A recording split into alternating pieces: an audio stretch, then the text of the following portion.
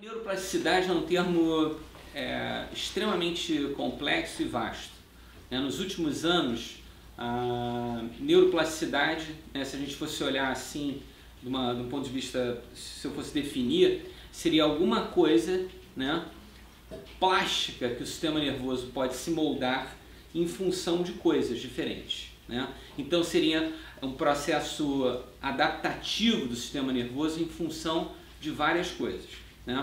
Foi feito há alguns anos atrás sobre os taxistas ingleses, porque se há essa crença de que na realidade é uma verdade, os taxistas na Inglaterra, para que eles tenham a habilitação, possam tirar a licença para poder dirigir táxis, eles devem ter um treinamento muito pesado em relação a guardar, armazenar nomes de ruas diversas.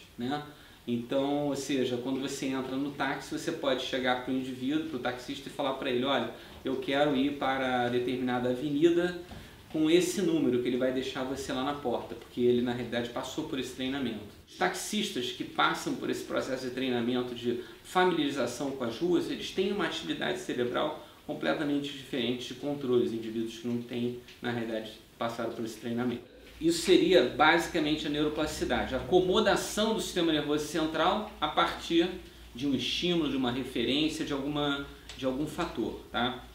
Dentro dos estudos sobre neuroplasticidade até então, três aspectos que foram removidos desses amplos estudos de diversos laboratórios que vão mais ou menos definir as fontes dessa suposta acomodação. Um aspecto importante antes de entrar nas fontes é a questão de que a neuroplasticidade ela não deveria ser considerada, e não é por muitos autores, como alguma coisa transitória, ou seja, um estado que o sistema ele pode entrar e depois ele voltar ao estado anterior. Essas acomodações elas seriam consideradas acomodações mais definitivas para serem consideradas neuroplásticas. Então eu poderia ter uma fonte, se eu fosse pensar assim numa hierarquia das neuroplasticidades ou das fontes geradoras de plasticidade, eu poderia falar sobre processos de habituação. A habituação seria o formato mais simples entre várias acomodações da neuroplasticidade. Eu poderia citar um exemplo de um sujeito que morasse em Petrópolis e resolvesse um belo dia se mudar para Nossa Senhora de Copacabana. Então morar na Rua Nacional, na Avenida Nacional de Copacabana, ou seja, ele passaria por uma acomodação, principalmente do sistema auditivo, a essa mudança de localidade.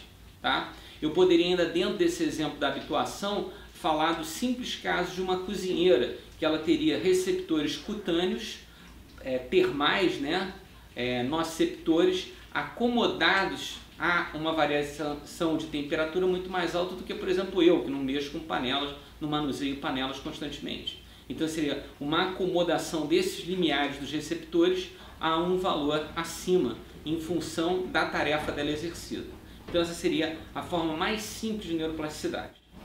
Um segundo caso que a gente também vê relacionado à neuroplasticidade, que está um pouco acima da habituação em termos de sofisticação, pelo menos na minha visão, é o caso das recuperações de lesões, onde o sistema nervoso central ele vai ter que se acomodar frente a uma lesão. É o caso, por exemplo, do acidente vascular cerebral, uma lesão medular, desde que ela não seja total.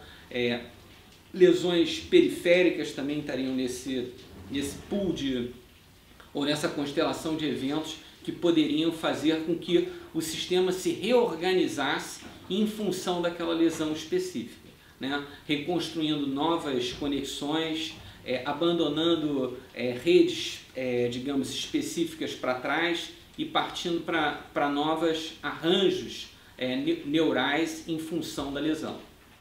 E o terceiro caso, mais sofisticado de todos na minha visão, é o caso que envolve a aprendizagem e memória, que seria o fato do sistema nervoso central se acomodar frente a processos de aprendizagem, frente a processos que vão envolver memória de longo prazo.